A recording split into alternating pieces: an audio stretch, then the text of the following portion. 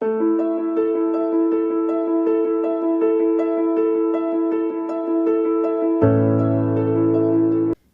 Students, Career Point education के YouTube platform पर एक बार फिर आपका स्वागत है। एमपीपीएससी प्री परीक्षा 2020 की तैयारी क्रम में आज हमारी ये दूसरी क्लास है, जिसमें हम भारतीय अर्थव्यवस्था इंडियन इकोनॉमी के क्वेश्चंस को सॉल्व करेंगे। ये क्वेश्चन जो है हमारे एमपीपीएससी परीक्षा में हर बार पूछे जाते हैं भारतीय अर्थव्यवस्था से लेके, तो इसलिए ये इंपॉर्टेंट क्वेश्चन हो सकते हैं। चलिए आगे बढ़ते हैं, देखते हैं भारतीय अर्थव्यवस्था के कुछ क्वेश्चंस। पहला क्वेश्चन है, भारतीय जीवन बीमा निगम की पॉलिसी विशेषता बच्चों के हितार्थ नहीं है। तो इसमें से कौन सी ऐसी पॉलिसी भी है जो कि बच्चों के हितार्थ नहीं है? जीवन किशोर, जीवन सुकन्या, जीवन छाया और जीवन सुरक्षा। तो यहाँ पर जो जीवन सुरक्षा ऑप्शन है, डी ऑप्शन जो है, यह बच्चों के हितार्थ पॉलिसी या जीवन बीमा पॉलिसी नहीं है। तो इसका सही आंसर होगा ऑप्शन डी, जीवन सुरक्षा। चलिए देखते हैं दूसरा क्वेश्चन। बीमा विनियामक एवं विकास प्राधिकरण, insurance regulatory and development authority का मुख्यालय कहाँ है? तो ऑप्शन दे रखा है नई दिल्ली, हैदराबाद, चेन्नई और अहमदाबाद। तो IRDA इसका मुख्यालय कहाँ पर है? हैदराबाद में है। क्लियर, ऑप्शन बी सही होगा, हैदराबाद। चलिए देखते हैं अगला क्वेश्चन। मल्होत्रा समिति ने किस क्षेत्र से संबंधित सुधारों के लिए रिपोर्ट प्रस्तुत की थी? तो जो मल्होत्रा समिति थी वह बीमा क्षेत्र के लिए बनाई गई थी और उससे में सुधारों के संबंधित अपनी रिपोर्ट प्रस्तुत किया था मल्होत्रा समिति ने। तो इसका सही आंसर होगा ऑप्शन ए, बीमा क्षेत्र। चलिए बढ़ते हैं अगले क्वेश्चन की ओर। भारतीय स्टॉक बाजार का विनियमन और पर्यवेक्षण किसके द्वारा किया जाता है? तो भारतीय स्टॉक मार्केट जो होता है उसका जो विनियमन और पर्यवेक्षण होता है किया जाता है, ऑप्शन दे रखा है UTI, ICICI, SEBI, सेबी या फिर RBI। तो सेबी के द्वारा जो होता है भारतीय स्टॉक बाजार और का विनियमन और पर्यवेक्षण किया जाता है। सेबी का फुल फॉर्म होता है stock exchange board of India. Clear, SEBI जो है भारत में स्टॉक मार्केट का विनियमन और पर्यवेक्षण करती है। तो सही आंसर होगा उसका ऑप्शन सी, सेबी। चलिए बढ़ते हैं पांचवें क्वेश्चन की ओर। भारतीय प्रतिभूति एवं विनिमय बोर्ड की स्थापना कब की गई थी? तो भारतीय प्रतिभूति एवं विनिमय बोर्ड की स्थापना ऑप्शन दे रखा है 1988, 1992, 1995 या फिर 2000। तो भारतीय प्रतिभूति एवं विनिमय बोर्ड की जो स्थापना थी वो की गई थी 1988 में। क्लियर, सही आंसर होगा इसका ऑप्शन ए, 1988। चलिए देखते हैं नेक्स्ट क्वेश्चन। भारतीय प्रतिभूति और विनिमय बोर्ड को किस एक अध्यादेश के द्वारा संवैधानिक दर्जा प्रदान किया गया था? तो ऑप्शन दे रखा है सेबी अधिनियम 1992, सेबी अधिनियम 1988, सेबी अधिनियम 1995 और सेबी अधिनियम 2000। तो भारतीय प्रतिभूति और विनिमय बोर्ड जो था उसको किस अध्यादेश के द्वारा? सेबी अधिनियम 1992 के द्वारा वैधानिक दर्जा प्रदान किया गया था। तो इसका ऑप्शन ए सही होगा, सेबी अधिनियम 1992। चलिए सातवें क्वेश्चन की ओर बढ़ते हैं। बुल और बियर दो शब्द हैं, इनका संबंध किस क्षेत्र से है? बैंकिंग क्षेत्र से, स्टॉक मार्केट से, विदेशी मुद्रा रिजर्व से या फिर आंतरिक व्यापार से? तो जो बुल और बियर शब्द है ना वो स्टॉक मार्केट के में यूज़ होता है। तो इसका सही आंसर होगा option B, stock market. Clear, चलिए बढ़ते हैं आठवें क्वेश्चन की ओर। भारत में मान्यता प्राप्त स्टॉक एक्सचेंज की संख्या कितनी है? ऑप्शन 10, 16, 23 या फिर 25। तो भारत में कुल कितने स्टॉक एक्सचेंज हैं मान्यता प्राप्त? 23 मान्यता प्राप्त स्टॉक एक्सचेंज हैं भारत में। क्लियर, तो आठवें क्वेश्चन का ऑप्शन सी सही होगा, 23। चलिए बढ़ते हैं नवे क्वेश्चन की ओर। भारत में निम्नलिखित में से कौन सा प्रत्यक्ष कर है? ऑप्शन दे रखा है बिक्री कर, वैट, संपत्ति कर या फिर वस्तु एवं सेवा कर। तो भारत में जो संपत्ति कर है यह क्या है? एक प्रत्यक्ष कर है, ठीक है, जो कि किसी व्यक्ति की संपत्ति, मकान या किराए का भवन आदि पर लागू होता है। ठीक, इसके अलावा अन्य प्रत्यक्ष कर की अगर हम बात करें तो जैसे निगम कर, ठीक, निगम कर, आय कर, इनकम टैक्स, ये सब क्या है? हमारे डायरेक्ट टैक्स हैं, ठीक ना, प्रत्यक्ष कर हैं। इसके अलावा बाकी जो है ये सब अप्रत्यक्ष कर हैं। ठीक, तो सही आंसर होगा ऑप्शन सी, संपत्ति कर। क्लियर। चलिए बढ़ते हैं 10वें क्वेश्चन की ओर। वस्तु एवं सेवा कर, जिसको हम बोलते हैं क्या, GST, goods and service tax, की अवधारणा किस देश से शुरू हुई थी? तो जीएसटी का पहली चीज़ तो full form goods and service tax. ठीक, तो जीएसटी की अवधारणा जो आई थी कहाँ से आई थी? कनाडा से आई थी। ठीक, तो सही आंसर इसका क्या होगा? Option A, Canada.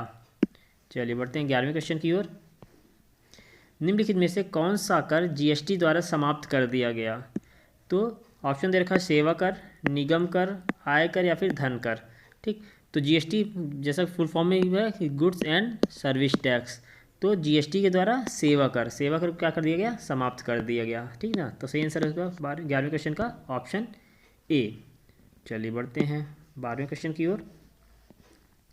जीएसटी के तहत निम्नलिखित में से कौन सी कर दर लागू नहीं होती?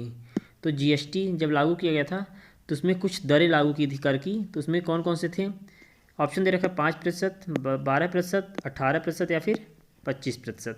ठीक, तो जब जीएसटी लागू किया गया था तो उस टाइम पे दरें कौन कौन सी थी? तो 0% कोई टैक्स नहीं, या एक था 5%, ठीक ना, ये दर लागू की गई थी। एक थी 12% की, 18% की और 28% की, ये दरें लागू की गई थी हमारे जीएसटी के अंतर्गत। तो पूछ रहा है जीएसटी के तहत निम्नलिखित में कौन सी दर लागू नहीं है? तो कौन सी देख लिया आप ऑप्शन से? तो 25% जो है ये दर कर की या टैक्स की लागू नहीं है। तो ऑप्शन होगा इसका ऑप्शन डी सही होगा, 25%। चलिए 13वें क्वेश्चन की ओर बढ़ते हैं। किस प्रकार का कर जीएसटी है? जीएसटी किस प्रकार का कर है? प्रत्यक्ष कर है, अप्रत्यक्ष कर है, वस्तुओं एवं सेवाओं के प्रकार पर निर्भर करता है या फिर उपरोक्त में से कोई नहीं। ठीक, तो जीएसटी किस प्रकार का कर है?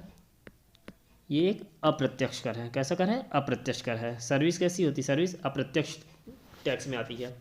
तो जो जीएसटी है वो किस प्रकार का है?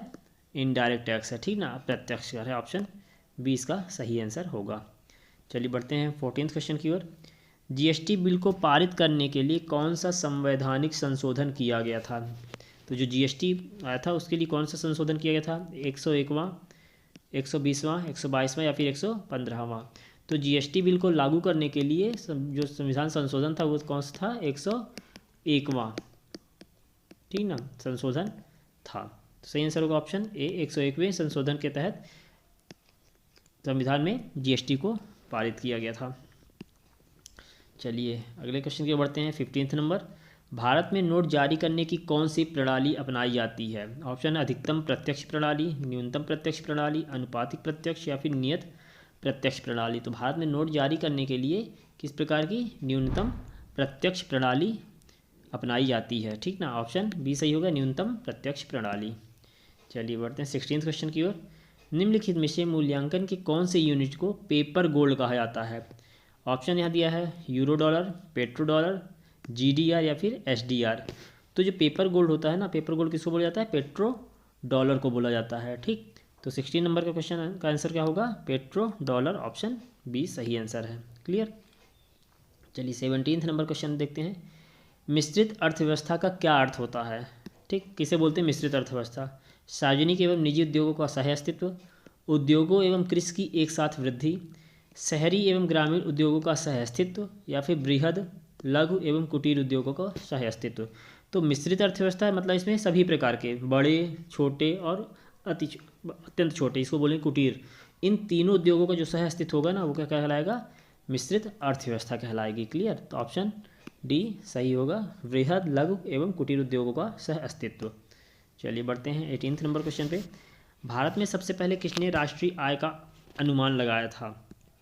रमेश दत्त मजूमदार, एस.एन. बनर्जी, दादा भाई नौरोजी या फिर एम.जी. रानाडे। ये क्वेश्चन कई बार परीक्षाओं में पूछा जा चुका है। ठीक ना, पीएससी हो या फिर व्यापम की परीक्षा हो, ये स्टेट गवर्नमेंट कोई भी लेती है तो इस प्रकार के क्वेश्चन पूछे जाते हैं। तो भारत में सबसे पहले राष्ट्रीय आय का अनुमान कौन लगाया था? दादा भाई नौरोजी ने लगाया था। क्लियर, 18 नंबर का सी आंसर सही होगा, दादा भाई नौरोजी। क्लियर। चलिए बढ़ते हैं 19 नंबर क्वेश्चन।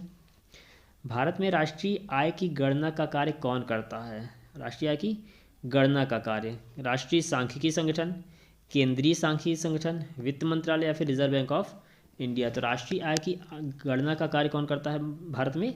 केंद्रीय सांख्यिकी संगठन। ठीक, चलिए बढ़ते हैं आज के अंतिम 20वें क्वेश्चन की ओर। राष्ट्रीय आय की गणना का आधार वर्ष क्या है? ठीक ना, बेस ईयर क्या पूछ रहा है?